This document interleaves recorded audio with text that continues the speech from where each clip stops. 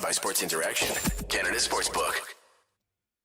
If you can believe it, Craig Anderson just lost to the Sens. I can't believe it. I can't believe it happened. The Sens beat Craig Anderson. Wow. Anyway, hey folks. We did beat him last time, but he didn't start was a thing. So I'm not sure if he actually got credited with the loss in that one. That's a good question. But yeah, the Sens actually beat a former goalie, which they couldn't manage to do last night. Yeah, that was a painful one. That was let's see if we can go the rest of this episode and forget that Red Wings game ever happened. Try not to mention it ever again. Yeah, don't speak of that one. Yeah, this is the only game that's happened since the Caps win. There we go. We're gonna back-to-back wins for the Sens. Wow, off to a great start after Christmas. Wow. Hello everybody. Welcome to Game Over Ottawa. You have both hosts tonight.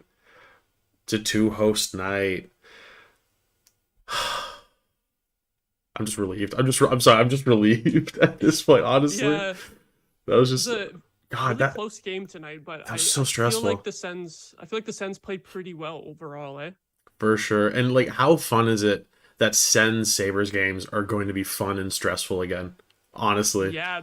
It's been a long time since the Sens and Sabres game actually meant something. And I mean, we're not quite there yet, but they're at least near each other in the standings and sort of both trying to move up. So we're getting there. Similar projection to when like they'll both be at, eventually, hopefully for both contenders. So it's good. It's really good timing on that. How's everyone doing this evening? In the chat here, with this win, the Sens equal the same amount of wins from games 21 through 40 as they had last season. Oh wow. There's still that's three more games. This is what, game 37, I believe. I want to say that many already. Maybe I lost count. Maybe I thought it was less. We'll double check. I want to say it's 37. Yeah, it was 37. So 3 more to go. Hopefully we can just win all 3 of those. That would be could you imagine? That'd be so nice. Then we would really be getting our hopes up, eh? That's a problem. I keep every single game, get my hopes up. Strong first 5 minutes. Oh, okay, I'll get my hopes up. It's just awful. So I think we got to talk about the legend, the very, very Italian man, our boy Jake, not the Jake Sanderson. We have a number 2 Jake now, who, watch out Sanderson, he's coming for you. Our boy Luch. Luch. First NHL goal, and I believe he's 27 now, in game number 5 of his career, I want to say. Yeah. What a great story. I have to say, he's a guy that when he got called up, I heard a lot of people saying, I have literally no idea who this guy is. And until last year, when he joined Belleville, I didn't know either. He's a very under-the-radar player for sure.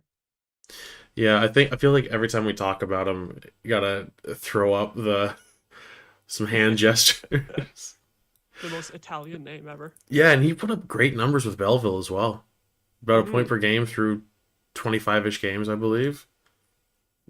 And even his production last year was super unexpected. Like, just looking at it now, 51 points in 72 games, which I think led the team. But if you look before that, his previous AHL seasons, he's kind of bouncing around between a couple teams, Wilkes-Barre and Laval, and never really producing too much. Maybe he wasn't getting as much ice time or opportunity on those teams, but it seems like whoever decided to sign him, or whoever scouted Lucchini, they might have found a gem, at least at the AHL level, and maybe he can carve out a role in the Sens bottom 6. I've been impressed with him. I don't know about you, but great speed. I kind of like him more than a bunch of guys I've been playing on the 4th line, honestly. And maybe that's just, he gets called up finally, so he's playing his absolute heart out, trying to keep an AHL job for the first time in his career, but I've been really, really impressed by him, even without, even if you, not including just the first 4 games of the season where he's great speed, he's always involved. seems fairly responsible defensively, which is the least that you can ask for given some defensive woes and the Sens' depth at forward at the very least. So I'm perfectly happy with him holding on to a spot. Now the question is, he's obviously called up because of injuries with the Sens. So when guys like Maude and Joseph come back, who are you? If you're in the position, who are you sending down? Do you think? Hmm.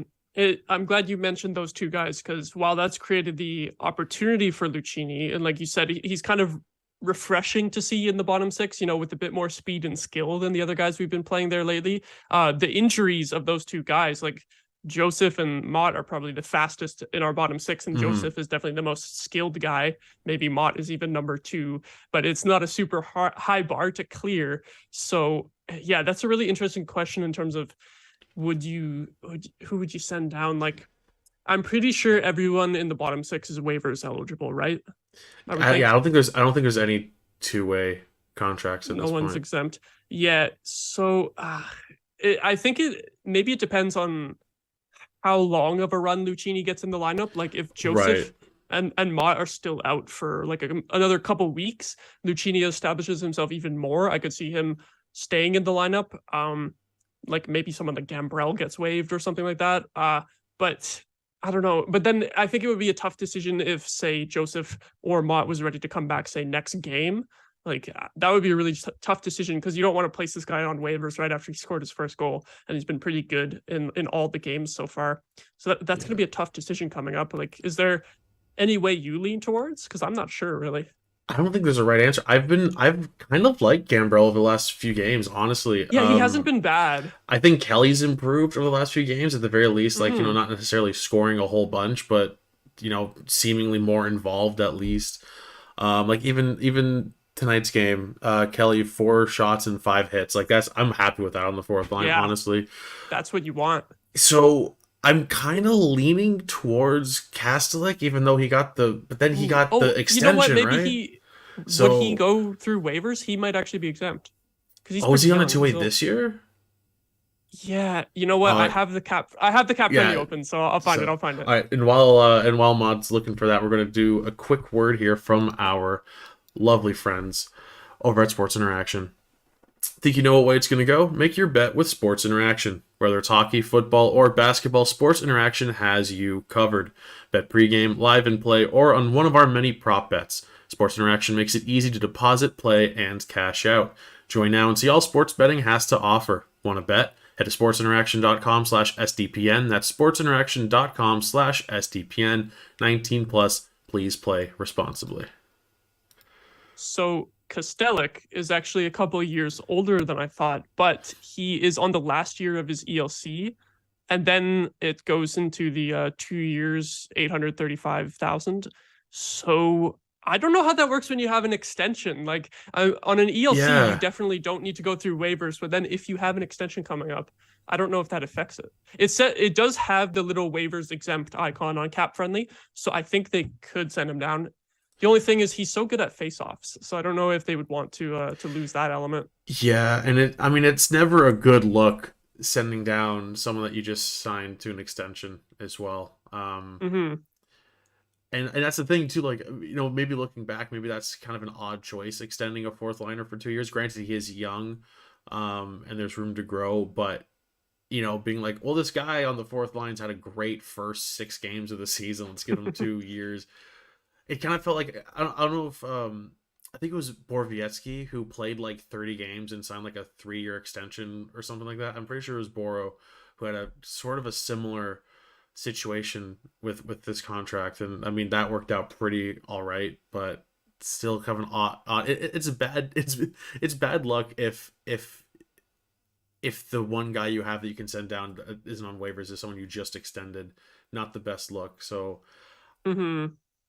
this is a funny conversation actually, because everyone was talking about, I think us included, the Sens' biggest weakness up front is the fact that there's no depth outside of the top six, more or less. Yep. And now it's an issue of I don't want to send anyone down when Mott and Joseph are back. So Yeah. I don't Like know. I did player grades on my last stream, and the lowest rated forwards I had were Kelly and Watson, both at a D rating, but I don't think I would send either of them down. Well, here's the thing. You know what? In reality, I would cut Watson, but I don't think the team will do that. There's no Yeah. way. I can't see this management doing that. I think he's too important to the locker room right now. So I think Watson's spot is safe. And I do think Parker Kelly has played much better lately. And I actually wanted to point out, because I was looking at Natural Stat Trick right before we started stream, the line of Kelly, Gambrell, and Lucchini tonight at 9.5 minutes time on ice at 5-on-5. They had a 73.3 Corsi percentage. The Corsi 4. What? Yeah. What? Yeah. So Okay. that was pretty crazy. All right. 11 Corsi 4 and 4 Corsi against. So That's I think they're going to want to keep that line together for a little bit here. And a lot of people were commenting that that line has been pretty good lately, like in the previous games too. And then the numbers just prove it right there. That's nuts. That's Mm-hmm. wow. Holy. Okay. Well, yeah, I guess just ride that line as long as you can until one of Maude or Joseph are back, and then maybe you have to move things around. But yeah, run with that. I wouldn't even mind keeping that as like a fourth line. Yeah, that's wow. So if that's the fourth line, then you bring Mott. Okay, so in a perfect world, we're going way off topic here. Sorry. In a perfect world, Mott and Joseph come back. Norris is close-ish. I was gonna say Norris in a few weeks, maybe. So then you have a third line maybe of Pinto, Mott, Joseph. Yeah, back to what we started with. And then you have that fourth line. And then Watson as an extra. Then Watson as a 13th, and then Kostelic. Watson and Kostelic are the guys out at that point. And then if you need some sandpaper, throw one of them in for a game. Okay, I don't hate it. Like that feels deep. That feels it feels fairly deep. I do have to admit it is very weird to be having this conversation, though. Like you said, after everyone has been complaining about the depth for a while. So I really hope that Lucchini can keep it up and stick around. It's a great find for the Sens if he turns out to be an everyday NHLer for this season. That'd be really, really nice. From the chat here, let's see. The Sens have a -4 goal differential versus -14 for the Canucks. And that's true, right? So the Sens and Canucks leading into this game, the Sens and the Canucks had the exact same record. We're ahead now. Yes, that's right. And we're not the worst Canadian team. Yeah, and I think I saw it was in the SDPN Discord. Someone had posted the some stats for the Sens, and I believe it was something along the. Let me double check this. I want to be able to make sure I get this right because it was something absurd. It was something like the Sens were 29th in 5v5 goals for, and expected they were 11th. Yeah, I remember that expected goals for being really high up there early in the season. So, but I didn't know the actual goals for was that much lower at this point. Here we go. Yeah, goals for the Sens are 29th, and expected goals for they're 11th. So my God, and then the defense isn't great, but goals against is 24th, and expected goals against is 18th. So on both ends there, like it should be better. And special teams are still great. Power play is 6th, PK 10th. I got 0 complaints there, but the offense is still, and Tkachuk gets another couple posts as well just to stack some more expected goals tonight for him. Poor guy. I'm starting to feel almost as bad for him as I do for DeBrincat with his missed opportunities. Yeah, it's been quite a while for him scoring right now. I think he's in a little bit of a goal drought. Yeah, 1 goal in the last 13 games. Now, I actually talked about this I talked about this last show where I think anyone can go through a goal drought like that, but I was mentioning how he had that breakaway where he passed. He had the puck on at least one of the 3-on-1s where he passed. That doesn't sound like Brady Tkachuk, especially the breakaway. So I don't like speculating on injuries. But what do you think? Like, he might be hurting. So, like, maybe he has a hand injury, wrist injury, finger injury. I don't know maybe he doesn't feel super confident in his shot, which is strange because he's been shooting quite a bit. Like in that drought of just the one goal in 13 games, most games he's still shooting between 3 and 5 shots a game. Hmm. But maybe what I said was like maybe he's just taking those shots when he's like, okay, I can't pass, I have to take the shot. Maybe he just sees anyone else on the ice as a better option than him right now. If that's the case, like I said, I don't like speculating about injuries and stuff like that. But like, how have you thought he's been the last little while through this goal drought? Yeah, it's definitely hard to speculate on injuries, but I definitely did notice tonight as well that he was kind of passing up on some opportunities. There was some plays where like I think he could have got in on goal if he just kept going, but he would circle back and try to find Yeah, Stützle or Giroux. I don't know. Yeah, I don't know if it's a physical thing or a mental thing. I kind of lean towards maybe just his line mates are so good and he's having so much fun playing with them. I think they're kind of going for some of the flashy plays and trying to do yeah, some really nice passing plays. I think it might be a little bit of that, a little bit of the mentality where maybe like that line has been together probably for like 15 to 20 games now and they've had a ton yeah. of success. It might be a little bit of complacency in terms of like, oh, we can just try whatever and we're gonna do well. I don't know. Maybe, I mean, that's true. The line rules. It's so good. It's a Hmm. phenomenal line. Um, but yeah, I don't know. Something feels kind of off, and maybe that's just us noticing him not being as dominant as he was to start the season. I don't know. Maybe it is just a drought where he's still scoring, like he's still getting assists, he's still making plays, but just hasn't been Yeah. quite as dominant as he was to start out the season. Since we were talking about that line, I can't believe we haven't even mentioned Stützle yet tonight. What a beast, eh?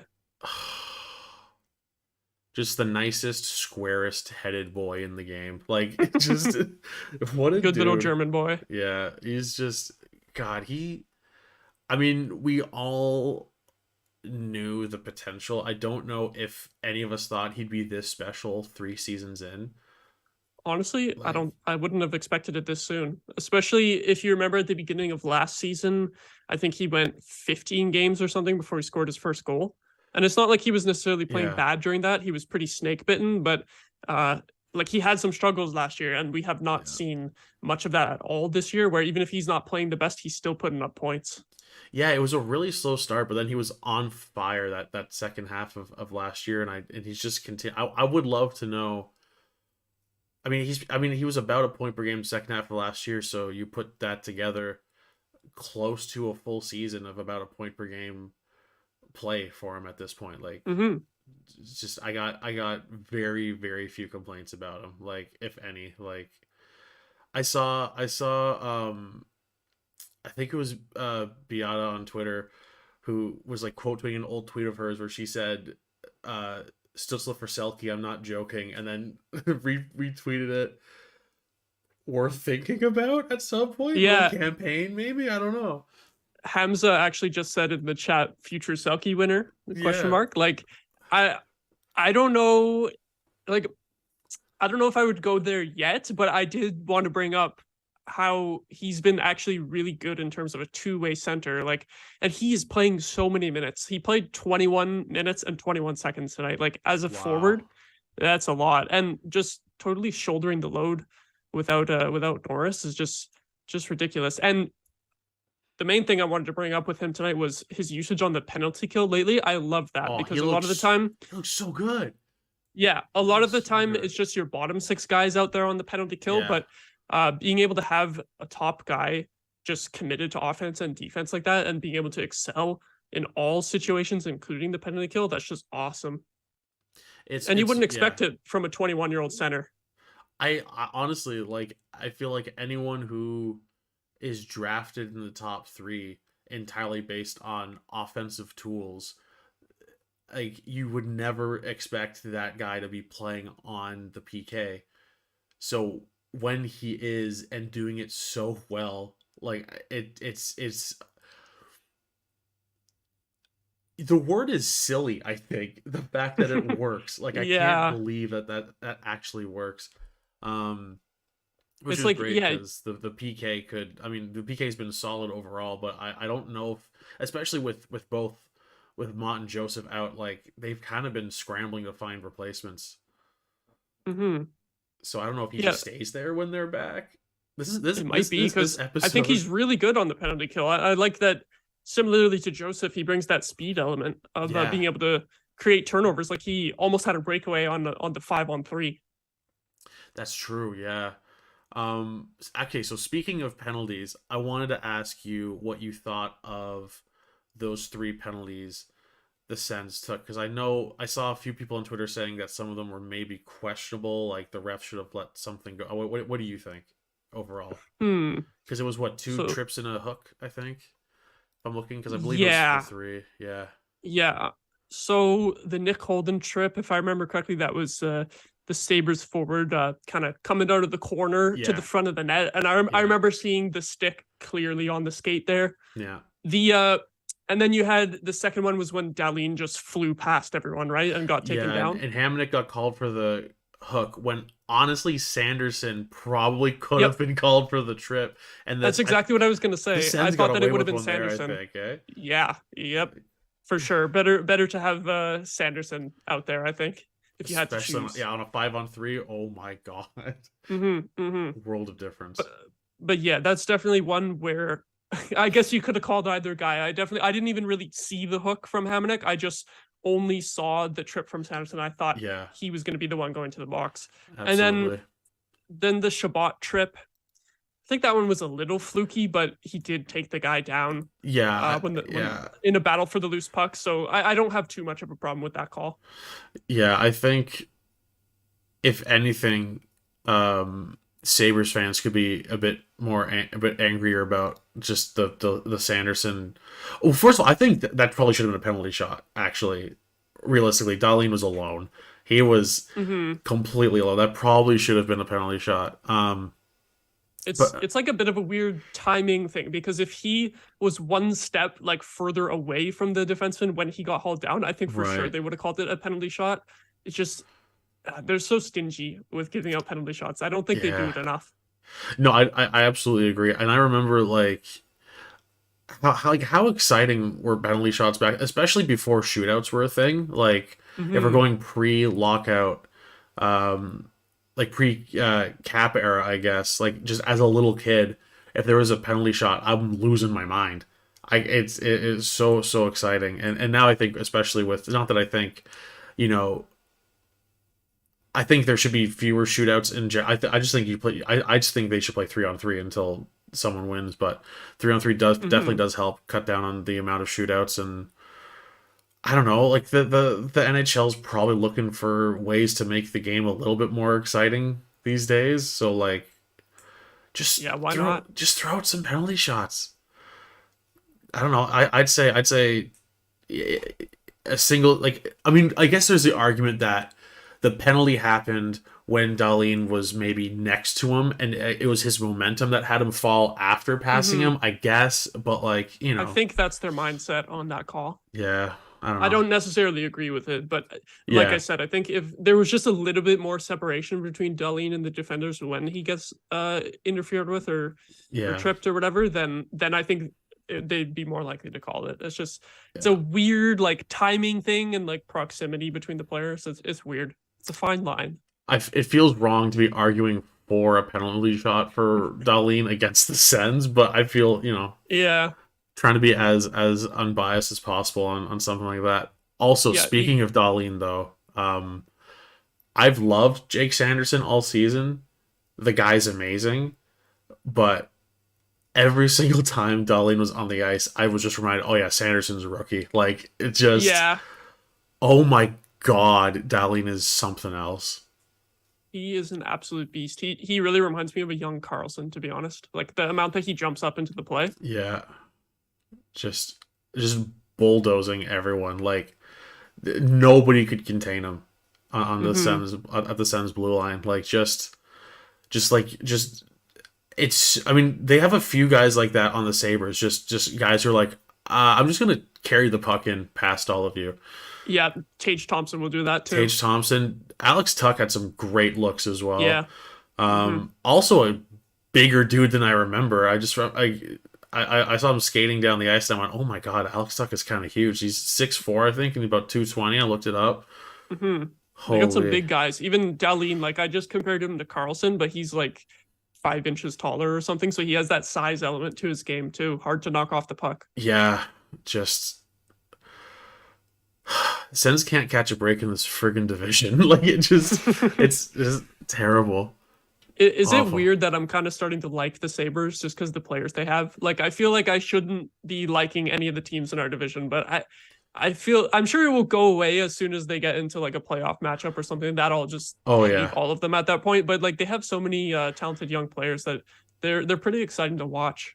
Yeah, I think in the last decade of pure mediocrity or just even just being worse has just kind of made I think any fan of a team in this division just kind of look at the Sabres like, oh, it'd be Kind of nice feel if you bad for did them. well, right? Um, so yeah, like you said, as soon as they're good and making the playoffs, it's gonna be full on like mid to late 2000s all over again, where they're the team that like maybe I don't hate the most, but I'm probably like the most scared of maybe, or because Hmm. that's how it's looking with Darlene, and if Owen Power pans out and Tate Shaw, Alex Tuck is outscoring. Like, granted, Eichel's missed time, but on a purely points per game basis, he's outscoring Eichel right now. I think he might have outscored him last year too after the trade, or at least close. I think the Sabres Like, are back. I mean, like, people have said it several times over the last 10 years, but I think the Sabres are back. hmm Next year, they're going to be a real problem. I think. Yep, I'm sure I'll be hating on them in soon enough time. It kind of reminds me of now this isn't necessarily because the team became good, but it reminds me of Montreal like 10 years ago before we played them in the playoffs because I did not care about Montreal at all. And to be honest, like if the Sens weren't involved at all, I kind of like seeing them win just because I was like, oh, Canadian team and it's not the Leafs. But then as soon as we had one playoff series against the Habs, it's like, nope, That's fuck the it. Habs, Yeah, never. that was a fun like 3 years where the biggest rival was the Habs. Hmm. That was a fun few years there with like two playoff series in the span of 3 seasons. That was a lot of fun. Yeah. God, I miss the playoffs. I miss the play. That's so much fun. uh, Well, after this game, are you getting your hopes up again in terms of a run at maybe getting a wild card spot or not really? No, I think I'm firmly in the like. Please give us exciting games in March, but I think that's about as Yeah, as much as I can hope for. I think so too. Yeah, it'd be so much fun. I mean, I saw here in the let me see here. Let me scroll up in the chat here. I saw, yeah, from Hamza, Sens are 7 points back of the second wild card spot. So like it's in Hmm. reach, kinda, but it's You know just what this would have made division.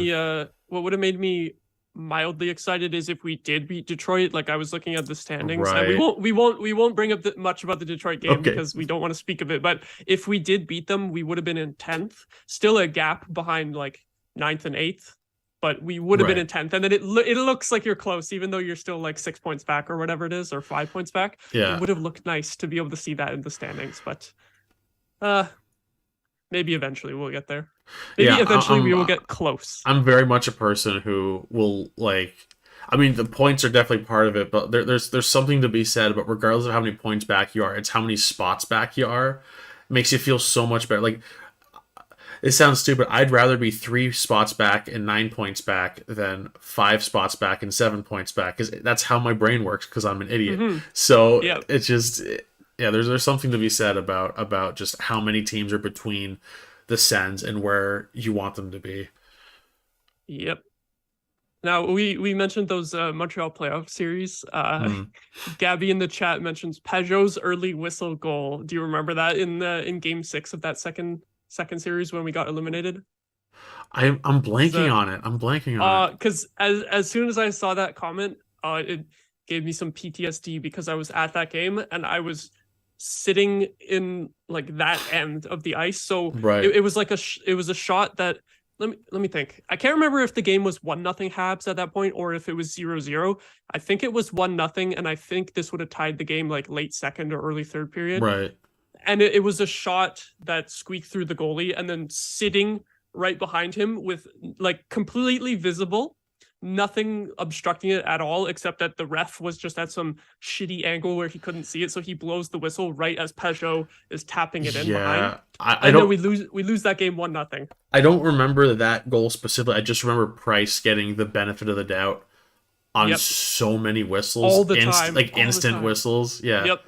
Like a slap shot from the point hits him, whistle blows. Oh, here comes the rebound. Like just a whole bunch of that. Oh. Yeah, I had to mention that because that was probably one of the angriest days I've had as a fan. It's just like it should have been tied, and that would have, if we won that game, that would have been coming back from 3-0 down in the series to force Game 7. Right. But the refs did not want it to happen, I guess. No, we'll just have to hold on to 2013 and just use that. Well, anything you want to throw out there to wrap up the show there, Maude? Any final thoughts on the game?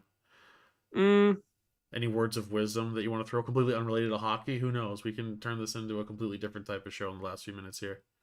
I'm probably good on that, but I just have to say I'll be really annoyed if we don't win the next game against Columbus, because holy crap, Columbus is bad this year. I can't believe it.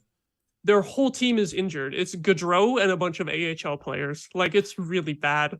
Because I do follow them as my second team, but I've barely watched any games this year, mostly because I've had to pay closer attention to the Sens. Instead of having both games on, it's like I gotta just watch the Sens, Right.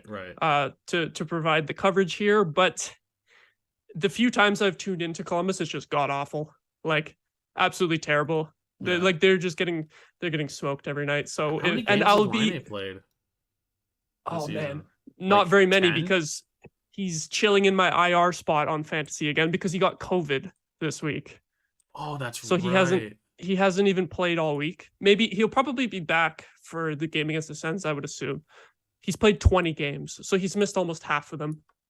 Almost half of the games at this point. My gosh. Yeah, so we really need a big win from the Sens. We need them to show up for sure in that game, because that would just be very sad if we lose that. If I have to, I know I said I wasn't going to bring it up. If I have to talk about that Red Wings game and then a loss to Columbus twice in the span of 3 games? No, I hope not. Oh my god. Oh, that'd be so yeah, because painful. I will be at that game. So at least if we lose, I will be suffering in person in the arena. Won't be able to come on here and vent with Charlie. Although if it's really bad, maybe I'll pop in on Zoom or something. Call it on the drive home. Yeah, do a little call-in show. Well, for your sake, going to the game, I hope the Sens win. And for my sake, talking about it afterwards, I also hope the Sens win. I really thought that, like, Gaudreau and Laine and literally just insert guy here would be a just great put anyone. line. Yeah, just whoever. Exactly. They haven't even played that many games together on the same line. Like, they went with it at the beginning of the season. Well, okay. They went with it at the beginning of the season, obviously. Laine got injured in the very first game of the season. That's right. He scored a goal and then got injured, and he was out for a month. So then they just went to other things, and they haven't really had much of a chance to try it again since then. Like, it's been on and off since Laine's been back, but yeah, just not working out for them so far. Luckily, Gaudreau is the type of guy who can produce with anyone, so he's still putting up points. He'll be dangerous in that game on Tuesday, but yeah, rough stuff for the Blue Jackets. So hopefully the Sens can pick up another 2 points. Absolutely. Just before we go, Forsberg or Talbot for that game? Oh, I'd say Forsberg. I'd say go with the guy who won. Completely agreed. All right, and with that, we will see you all after the next game. Thanks for tuning in to Game Over Ottawa. Like and subscribe. Enjoy the podcast for every other Canadian city, because we have a whole bunch of great hosts across the board. Thanks for tuning in, everybody. We will see you next time. Bye.